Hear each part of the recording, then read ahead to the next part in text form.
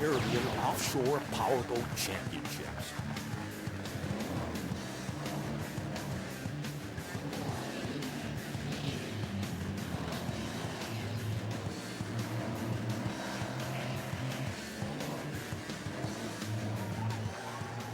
The Carib Great Race, a look behind the scenes. And here are your hosts, Roger Piggott and Jay Harrison. Hello, everybody, and welcome to the Carib Great Race. This show is going to show you a look behind the scenes. A lot of the pre-promotional activities, the parties, the festivities, all packaged around ICEMAN's Caribbean Offshore Championship Series. And these boats are huge, just packing in the crowds, watching them parade down Main Street. Let's throw it to our technical specialist, see what's going on. Thanks, Ice. Well, you know where we're at. We're right next to the Iceman's boat, Candyman, and it's sweet like that. This is how we usually roll here in Trinidad with the Iceman and the Candyman crew. Take a look at this. Heavy-duty trucks, look at the action. The pre-event preparation is enormous with an event of this magnitude. You can see some of the Carib event personnel and all the race teams have their boats polished on display. They're showing off the hardware, signing autographs. It's very interactive. What we do notice is a lot of the performance cars have the exact same engine. Let's see what Andre has to say. Thanks, Ice. I know we're going to be straying a bit from boats, but this is power, and power is what we're about here with racing on the Iceman Powerboat TV. This is a real car. This is driven and owned by Rishi Kanik out of Trinidad. It's a carbon fiber body. It has an amazing engine. It's nitrous oxide injected while running on two carburetors, two Holley 1050 Dominator carburetors sitting on top of this custom-made manifold going into these heads. This puppy puts out 1,500 horsepower. 1,500 horsepower is what it takes to get you to be the fastest car in the Caribbean. So now it's back to you, Ice. Thanks, Andre. Well, the International Press Conference, always a full house at Pier 1 Yacht Club. There's Colin Murray, the man behind the Carib Great Race, the marketing director for Carib Breweries Limited, but the media attention on the event is overwhelming as the board of directors are setting final protocol for the upcoming race. Safety, always a key element, and this is where the various team members go through a complete medical checkup, their heart, their vision, blood pressure, everything. There's thumbs up. It looks like we're ready to race. Some of the helmets have oxygen, all the onboard safety inspections. Safety is key. It's early morning race day at the Trinidad and Tobago Yacht Club. Let's take a look at the heats and boat listings that are involved today. In Heat 1, our Pirogue and Pleasure division at a max speed of 40 miles per hour, we have Intense High, Voluntad, Hero 2, and JOM. Also in Heat 1, the Pleasure Sports division at a max speed of 55 miles per hour, we have Trans Brokerage 1, Extreme Measures, and Outrageous. In Heat 2, our Modified Sports division at a max speed of 70 miles per hour, we have Candyman, Bico Blaze, Hero 3, Right Formula, Alien, Esso Special Effects, Wolverine X, and Mobile. In Heat 3, our Superboat Light and Super Modified divisions with a max speed of 95 miles per hour, we have Rage and White Heat 3. And in Heat 4, our Modified Max division with a max speed of 120 miles per hour, we have Bico 3 and the current champion, Mr. Soli. Let's throw it over to our technical specialist, Andre, and see what's going on. Thanks, well, we're about to head out onto the course right now, so we're holding on for dear life. Back to you, Ice. Okay, here's what 100 nautical miles of Atlantic Ocean looks like. The boats are going to go eastbound past Port of Spain, through the Bocas and the Dragon's Mouth, and follow the grueling North Shore. Into Maracas Bay, more North Shore action. Now, there's a lot of water current here. They're going to be doing a sharp 90 at Grand Revere, and this is where it's pedal to the metal across the Atlantic Ocean. They're going to do 2 loops in the finish area, and that's going to pick out today's winner. But right now, we're in the milling area. Heat number 1 getting underway. Special thanks going out to the Coast Guard, all the government services that are involved, Department of Natural Resources, etc., to make the event as successful as it is. We're in our starter's boat right now. You can see the green flag. She's down, and they are racing. We're underway right now with Heat number 1 in the Carib Great Race. Well, Roger, we've got a nice clean start.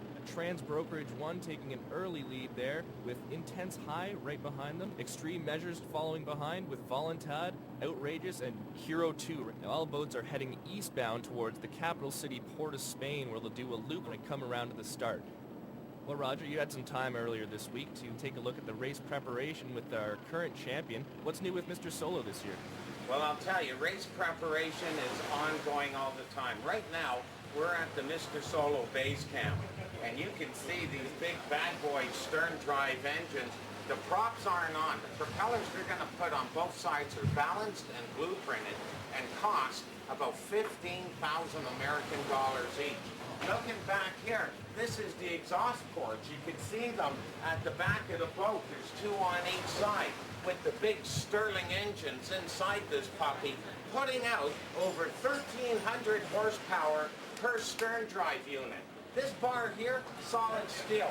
What it's doing is synchronizing the two engines so that when they turn, both engines are turning at the time. Mr. Solo, first place for the last 13 years in the Carib Great Race. Is he going to do it again this year? Stay with us. More to follow. We'll be right back. Hello, everybody. Welcome back. Roger Piggott and Jay Harrison here. We're looking at the Caribbean Offshore Championship Series, specifically the Carib Great Race. We're just lining up right now in the milling area for heat number 2. You can see some of our camera crew, onboard cameras. We got over 40 cameras covering this event. We're in the starter's boat. The green flag is down, and heat 2 is underway.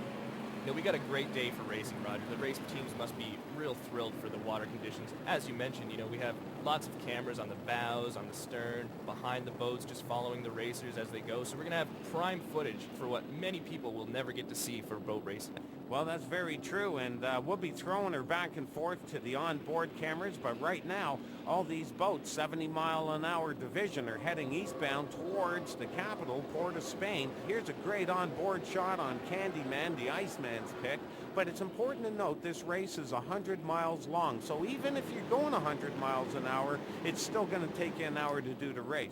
Everyone's pretty clustered together there. We've got Esso Special Effects with Hero 3, Dynamite Right Formula, and Vico Blaze leading the pack right now. You can see Candyman hard. There's the bat boat, and I'll tell you, the helicopter action here, you can see they're starting to break out marginally, but once again, time is on their side. It looks like we have some engine problems on Candyman, and Richard Hussein can't be too happy about that as heat number 3 is starting to congregate in the milling area. Now, it is important to note that as this race is 100 miles long, all of these 4 heats are going to ultimately end up bottlenecking at a certain point in the race, and I'll tell you, it's worse than the highway during rush hour. Candyman, some mechanical problems, but Rage hard on the gas with C1. Definitely another boat to keep your eye on. Here we go, Esso Special Effects, and they're starting to open them up now, Jay. And this is what the crowd waits for. All the boats coming by, saluting them before they make their final trek to Tobago. They still have a lot of mileage in front of them. Heat number 2, we're just going to fast track here, and you can see there's not much difference. They're already passing heat number 1, so the extra horsepower is laid out. But here we are, heat number 4. These are the big boys, and these boats have well over 3,000 horsepower at the back door. Now this will be the last heat to leave the starting area, and they have quite the journey if they want to catch up with heats 1 and 2. So you can see Rage at the top of your screen. That's what 95 miles an hour looks like compared to 70 miles an hour, which is right formula in the bottom left corner. Our helicopter crew getting some excellent action. You'd almost swear you could put oars in the water and get some more speed going, but you're getting the calm waters here that the hydroplanes love. You can see the onboard action. Mr. Solo, our champion, and he just passed Toyota Whiteheat, just throwing it up. That rooster tail is punching out about 1.5 million gallons of water. Look how Toyota Whiteheat looks like it's still in park compared to 120 miles an hour blowing by. The MTI catamarans. There's 2 operators in this boat, and you can see the rooster tail and hear the thunder on the Atlantic Ocean as they're just passing the starting area, and they're going to work their way to the Dragon's Mouth, which is better known as the Bocas. Let's have a look at our current positions. Heats 1 and 2 are passing the Bocas, while heats 3 and 4 have just passed the race start and are now heading north. Hello everybody, welcome back. Roger Piggott, the Iceman, along with my co-host Jay Harrison. It's the Carib Great Race, and all attention right now is focused on Rage as they are passing Bico Blaze. So heat number 3 closing in and passing the leaders in heat number 2. You can see the big air, and Jason, I'll tell you, these guys are really getting thrown around inside those cockpits now.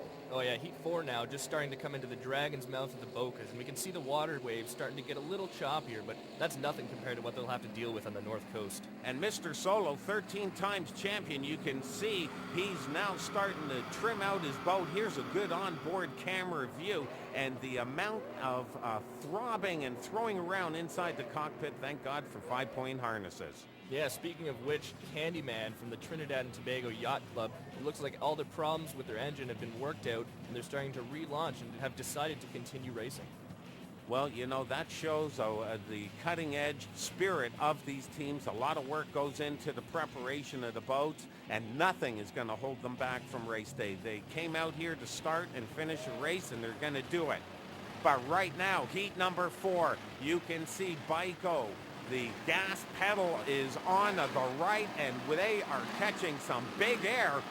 That is Brian Brinker behind the controls. You can see Team Intense High from heat number 1, just getting passed by Bico 3 already.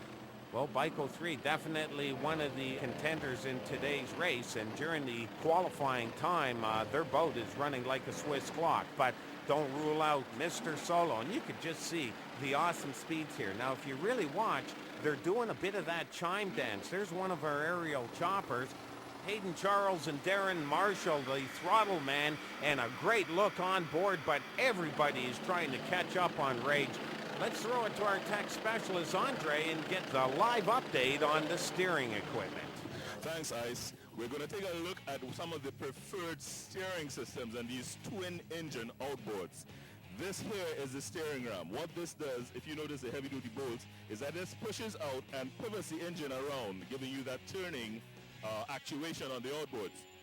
It's interesting to note, these here joints, these rose joints, are heavy-duty. They take a lot of power. You have to remember that these outboards put out anywhere between 250 to sometimes even 400 horsepower, and all of that is transmitted through the entire drivetrain. So you need heavy-duty parts like this to maintain control and accuracy. It goes onto this heavy-duty plate right here, which absorbs a lot of vibration, so there's very little play in the outdrives as they go through the water, which is what you want for precise, accurate steering. You need that for avoiding other boats as well as obstacles in the water.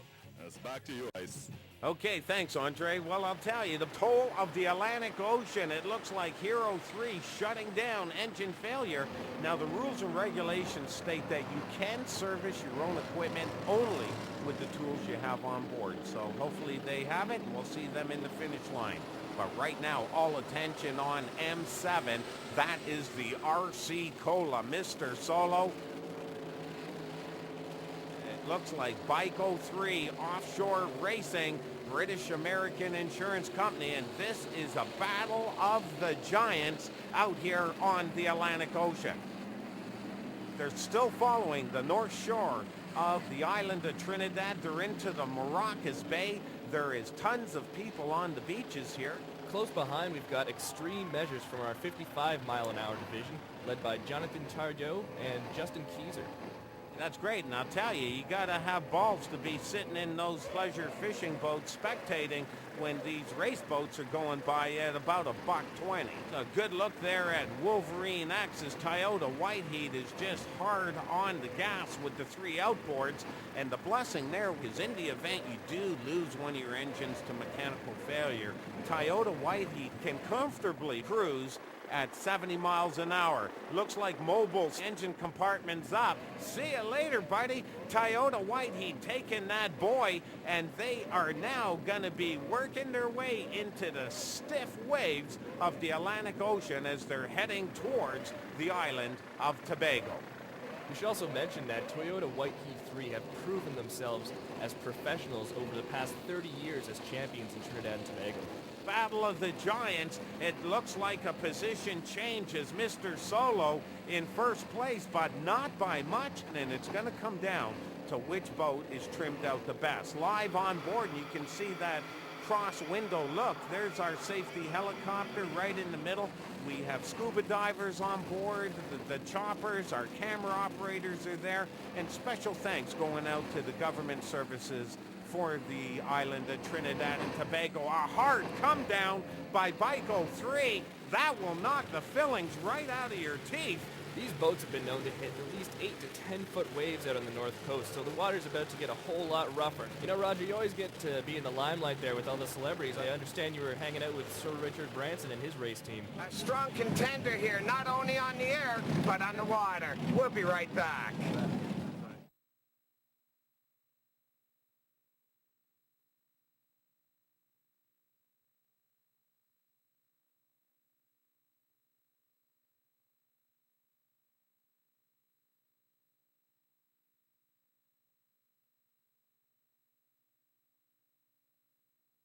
Hello, everybody. Welcome back. The Carib Great Race. Roger Piggott and Jay Harrison. You can see the boats doing the chime walk out there as they're going from side to side. But, boy, they're getting close to the island of Tobago, and they are still neck and neck. Huge air by Bico 3. We got a good look from our onboard camera on Mr. Solo as Bico 3 right next to them, and they're just starting to pass the current first-place boat, which would be Bico Blaze. Well, how these boats got to trick out and get all their trim tab and everything in order. Let's get a little bit of boat physics out of our tech specialist, Andre. Hey, well, thanks, Ice. We're going to put you through Boat Talk 101 right now. We're going to give you basically the rundown as to what people call different parts of the boat. This edge along here, which is very important, is called the chine. There are two chines, of course. There's one on one side, there's one on the other. And the other most important part of it is called the keel, which is down at the bottom here. This is the apex of the V. Now, this particular combination here has a running pad, this flattened part. Traditionally, it would come down to a point. Now, the phenomenon known as chine walking. This happens when the boat gets to the higher speeds. It runs on this apex down here, and then it bounces and rolls over to one chine to the other. So it does a walking type motion, and you know, they've affectionately called it chine walking. This is not where you want your boat to be. You want to keep your boat as flat as possible in the calm. Chine walking, it takes a lot of speed from it because every time it rolls over, there's more wet surface area. More wetted surface area means what? Less speed, and that's not what you want for the Carib Great Race. Try to avoid chine walking. It's back to you, Ice. Thanks, Andre. Well, we're just getting bombed with emails on the Caribbean Offshore Championship Series and the various stops along the way. Let's have a look at a few of them. Right now, we're in the British Virgin Islands, and this is a poker run. Let's have a look at some of our competitors. Hello, I'm Richard Branson, and here we are in the most beautiful part of the world, the British Virgin Islands. I'm very lucky. I have a tiny little island here called Necker Island, and once a year we have this wonderful race, all in good spirits. These big monster of boats that roar on ahead, and then we come up in the rear in slightly more reliable boats. But anyway, the main point of the race is you pick a card every time you come to a stop. My first poker card was not exactly the best, but you never know. It's a good start. Well said, Richard. Well, let's have a look at some of the boats that are out here, and you can see a lot of wake out there. Some of them are hard on the gas. You get cabin cruisers, race boats, fishing boats. That's what's great about the poker run. Doesn't really matter who's first. It's what's your cards at the end of the day. What hand did you actually get at your 5 stops? The Puerto Rico Invitational. This is the first time that offshore powerboat racing's been implemented on the island in a 5-year absence. We're at the Ponce Fishing Club, and all the logistical information and the various charts we're implementing here offshore and inshore racing. So the inshore boats look very similar to the big offshores, but are a little smaller. U.S. Coast Guard's on board, helping with the course setting, the navigation, Department of Natural Resources, just so much government services behind the Caribbean Offshore Championships. a quick look at some of the top race boats, and you can see Marina, Costa Azul, but Unlimited Marine back-to-back in Contro. Boy, I like partying with these guys. They had the magic juice at the end of the race, and you could see the pounding. Now, this is the inshore boats. These boats can turn at 80 miles an hour, but unfortunately, anything over an 18-inch swell poses havoc. Now we'll shift gears and go over to the United States Virgin Islands and the St. Thomas Carnival. This was another stop on the Caribbean offshore tour. Capacity crowds on the beaches as everyone's down to have a close-up look at some of these race puppies as they're tied off.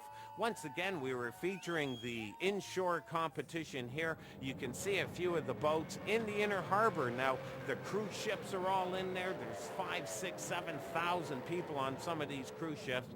They all pack the beaches. Special thanks going out to the Virgin Islands Port Authority and our friends at the Coast Guard. Here is a perfect example of water rescue, and this is part of the safety protocol in the event of any mishaps that might occur in the offshore racing. But right now, it's back to Store Bay, Tobago, the finish line. You can see the people on the beach, and you can hear the thunder on the Atlantic Ocean as the big boys in offshore powerboat racing are working their way into the final triangle, 2 loops, and Jason, the crowd loved this. And it looks like Baiko 3 being the first boat to enter the finish area. And this is really a great way for the crowd to get a close-up, first-hand view of these boats just blowing past the shore. Well, there we go, Mr. Solo, and it looks like a bit of distance. It looks like Baiko 3, providing his engines don't stall out, is going to walk home comfortably with the victory. There he is, currently in class position 1, and we'll give you a final time on him, but he is shutting down. It looks like he's walked away with the victory. Mr. Solo coming into Store Bay, and you can see how these MTI cats listen to the ponies at the back of this. What a luxury to look at, a pleasure to drive, and all the technology for the modern man is housed inside these boats. You can see Mr. Solo with their unofficial race results coming in second place. It looks like the first time in years that they're not taking top honors. Well, you know, we still salute them. They made an incredible time. The hatch is open, a breath of fresh air. But I'm hearing on the communication channel that there seems to be a problem. We're getting this verified, and in fact, there's a race lap penalty as Baiko 3 missed one of the buoy markers and came on the inside as compared to the outside. They are jumping for joy. It looks like Mr. Solo is gonna once again win the Carib Great Race as Baiko 3 is penalized and has to do another lap. Okay, let's throw it to our tech specialist and see what's going on. Well, Ice, what can I say? It's getting really crazy here. We're all on the Carib. I'm going back to you now. I'm going to enjoy some hunt. Okay, thanks, Andre. Our final results. Modified Max Division, Mr. Solo wins it with 1 hour 21 minutes, and Baiko 3 in second place with 1 hour and 26 minutes. In our Superboat Light and Super Modified divisions, Rage with 1 hour and 32 minutes, and Toyota White Heat 3 with 1 hour and 55. In our Modified Sports division, Baiko Blaze with 1 hour and 46 minutes, Dynamite Right Formula with 2 hours even, Esso Special Effects 2 hours and 6 minutes, and Wolverine X with 2 hours and 49 minutes. Team Alien 3 hours and 6 minutes, Team Candyman 3 hours 14 minutes, and Hero 3 and Mobile did not finish. In our Pleasure Sports division, Trans Brokerage 1 2 hours 20 minutes, Extreme Measures 2 hours 28 minutes, and Outrageous did not finish. JOM 2 hours 42 minutes, Intense High 2 hours 50 minutes, Voluntad 2 hours 57 minutes, and Hero 2 close behind 2 hours 58 minutes. Wow, what an impressive show as we see the Carib girls waving off on behalf of Jay Harrison and myself, Roger Piggott. Thanks for watching. For more information, log online, www.iceman.ca. We'll see you at the next race.